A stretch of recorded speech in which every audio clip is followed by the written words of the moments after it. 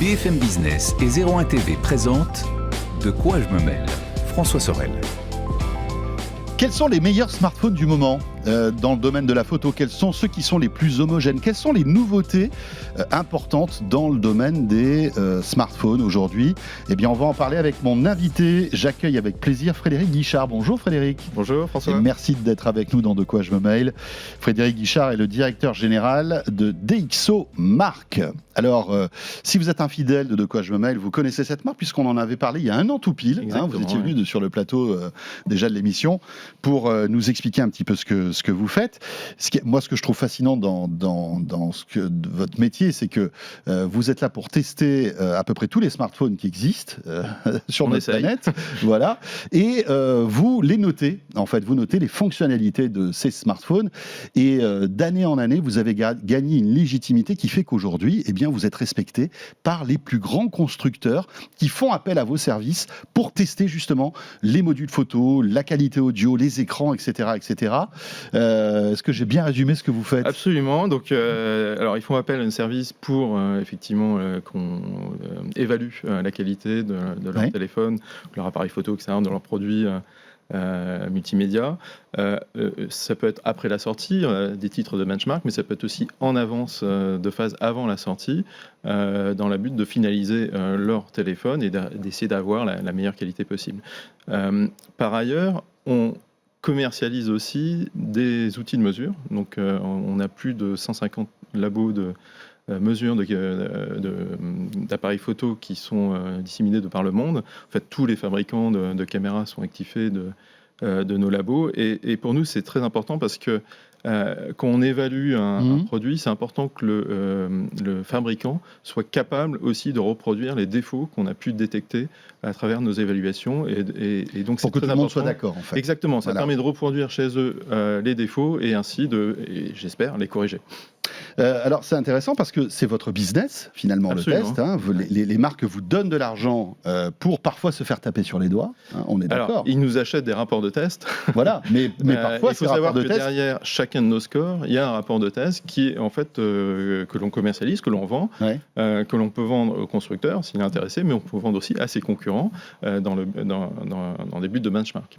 Est-ce que c'est pas compliqué de garder quand même une neutralité et de rester droit dans vos bottes quand on sait que vous avez les plus grands constructeurs de smartphones qui vous sollicitent au quotidien, Frédéric, et qui vont peut-être vous pousser à améliorer les notes de tous les tests que vous faites parce que c'est très important pour eux. Parce qu'il faut quand même rappeler que si ils sont sanctionnés par vos systèmes, en tout cas par vos notes, c'est pas bon commercialement, forcément. Absolument. Donc effectivement, on a pas mal de pression dans la course au score, mais justement, ils font appel à nous parce qu'on est neutre. Hein, notre neutralité est clé dans notre business, et c'est aussi que en fait chacun de nos scores est prouvable à travers nos rapports qu'ils peuvent acheter, que leurs concurrents peuvent acheter. Je peux vous assurer, là les iPhones donc ont été évalués, les rapports des iPhones vont être achetés par beaucoup des concurrents qui vont nous challenger sur les rapports eux-mêmes, c'est-à-dire qu'ils vont dire mais non, regardez, on observe des différences à ce niveau-là, etc.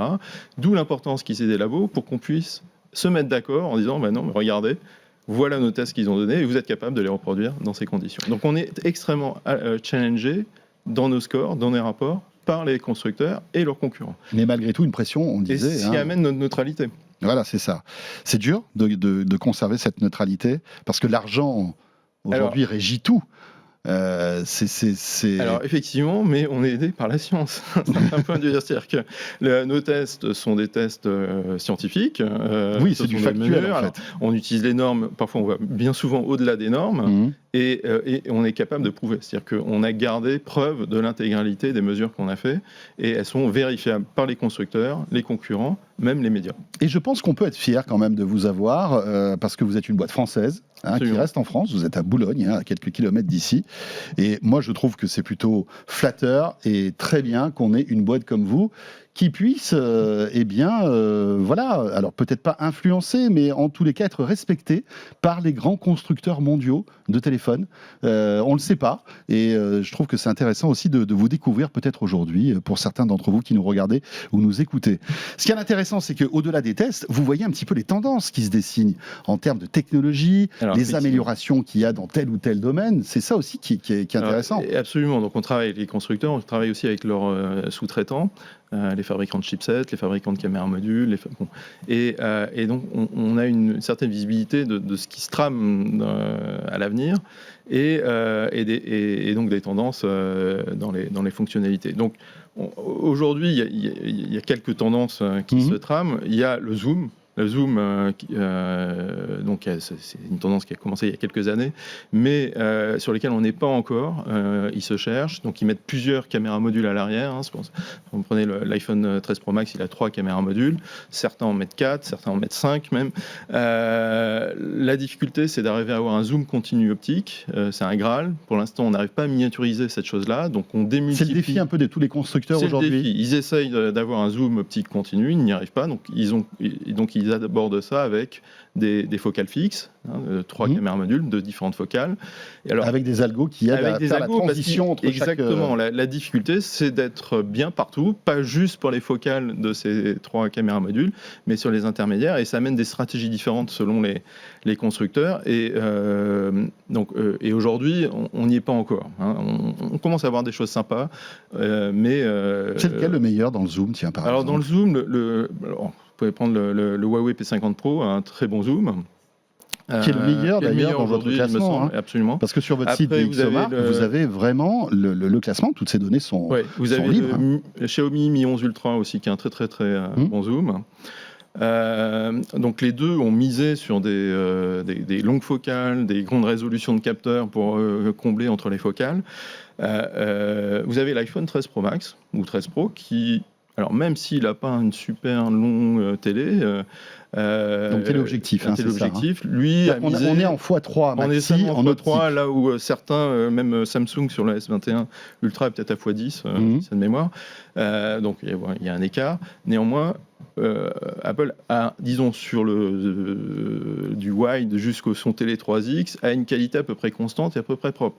Alors que je vais prendre par exemple le Samsung qui a lui 2 téléobjectifs pour atteindre le x10, entre la qualité et pas encore là. Alors c'est des problèmes d'intégration, des problèmes algorithmiques, c'est compliqué. Et on sent une vraie tendance là-dessus. Alors le zoom, qu'est-ce qu'il y a d'autre aussi comme chantier important une autre dans les tendance, smartphones ? c'est numériser le photographe en fait. C'est-à-dire qu'on a numérisé l'appareil photo, il est complètement numérique aujourd'hui. Et ce qu'on veut, je vais avoir un super appareil photo, mais je veux aussi avoir le photographe associé qui fait les photos pour moi, entre guillemets, qui va choisir le moment pour la photo, c'est-à-dire quand la personne ne cligne pas les yeux, quand je n'ai pas bougé, etc. Ça amène par exemple les iPhones à prendre des photos avant que vous appuyez. C'est-à-dire qu'il détecte, en fait, à partir du moment où je lance l'appli appareil photo et que je vais appuyer... Dès que votre appli est lancée, la capture a commencé.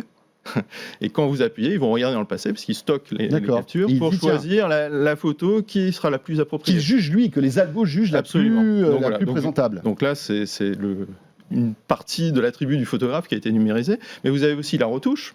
Je veux avoir des belles couleurs dans les visages, je veux pouvoir éclairer, c'est un peu le tireur d'antan, c'est-à-dire mettre des lumières sur les parties importantes de l'image et au contraire en enlever sur d'autres parties moins importantes. Ça peut être trier les images. C'est la curation. Je veux que ça fasse automatiquement mes albums sans que j'ai à passer des heures à choisir. Donc voilà, c'est la numérisation du photographe. On a un peu ça aussi à travers, on a vu dans la keynote de l'iPhone 13 Pro. Le mode cinématique, c'est un peu ça. C'est-à-dire là, c'est pas le photographe, c'est le vidéaste, d'un point de vue, qu'on cherche à numériser. C'est-à-dire qu'il faut que le téléphone fasse comme si on avait toute une équipe derrière l'appareil photo ou la caméra. On peut choisir d'avoir des plans flous En fait, on peut dans le le mode choisir, mais ce cinématique. qu'on voudrait, c'est que le téléphone choisisse pour nous. Oui, c'est ça. Il n'y a pas de raison. Et puis ça sera Hein. peut-être la prochaine Donc, étape, sans doute. C'est ce qu'ils essayent de faire, Ouais, et c'est on clair. voit que là, par exemple, ils vont changer le focus selon la direction du visage. C'est quelque chose qui fonctionne déjà assez bien. Frédéric, alors bon, on pourrait en parler des heures parce que vous testez les batteries, vous testez les écrans, la rapidité, la latence sur les écrans. J'ai eu la chance de visiter vos labos, c'est impressionnant et vous avez du matériel incroyable. Vous êtes aussi des artisans parce que vous fabriquez vous-même vos protocoles de test. Donc vous allez travailler, fabriquer des tables, fabriquer des mannequins. Enfin, c'est passionnant tout ça. J'aimerais que vous nous disiez maintenant, pour terminer, quels sont, à votre avis, en ce moment, les meilleurs smartphones. Alors, les meilleurs smartphones, ça fait des smartphones compliqué, assez chers, hein. c'est du très haut de gamme. Donc, dans les trios, disons le trio de tête, on a le Huawei P50 Pro, qui n'est pas, il me semble, en vente en France. Hein, Mais oui, puisqu'il y a le Google Ban, ce qui fait qu'il n'y a pas Google c'est sur quand les même, téléphones. disons, dans la lignée des Huawei, peut-être le meilleur appareil photo assez complet. C'est-à-dire qu'il dépasse tout le monde. Alors, sur certains attributs, la photo, il est très bon. En zoom, il est très bon. En vidéo, par exemple, l'iPhone 13 Pro le dépasse. D'accord. En vidéo, donc, l'iPhone 13 Pro le dépasse. Ouais. Donc, iPhone 13 Pro. L'iPhone 13 Pro, c'est la vidéo. En fait, l'iPhone 13, comme souvent les iPhones, c'est la qualité générale. C'est aussi un autre axe, disons, d'innovation. C'est l'homogénéité, c'est ça ? Oui, c'est pas extrêmement bon parfois et correct d'autres fois. C'est partout bon. Voilà, donc, iPhone 13 Pro, oui. iPhone 13 Pro Max, donc le Exactement. Huawei P50 Pro. Il y a aussi le Xiaomi Mi 11 Ultra, qui lui a un énorme capteur main, donc qui permet de faire des photos de qualité, des photos de nuit aussi, parce qu'il a une énorme sensibilité, qui a une capacité de zoom qui est assez exceptionnelle aussi. Voilà. Et après, alors, si on a un peu moins d'argent, disons en dessous de mettons 400 €, vous avez des téléphones qui aujourd'hui atteignent le niveau, en gros, des iPhones il y a 2 ans. Donc c'est pas mal. Hein. Donc vous avez par exemple le Xiaomi Mi 11 Lite 5G. Vous avez le OnePlus Nord 2. Enfin, il y a plusieurs. Chez Oppo, j'ai oublié le nom, mais il y en a plusieurs qui atteignent une qualité. Il y a le Pixel 5 aussi. Alors le Pixel 5, il est un peu plus cher. Oui, lui, il est intéressant, c'est-à-dire qu'il offre une qualité photo sympathique, même s'il n'a pas de télé. Donc il n'a pas, comme dans le très haut de gamme, la capacité une capacité de zoom sympathique. Ça va peut-être changer sur les futures versions. Mais néanmoins, eux ont une démarche vraiment de qualité, d'essayer d'avoir des algorithmes qui sont bons partout, un peu la même philosophie qu'iPhone, et on les voit progresser. Il y a même un TCL dans votre sélection.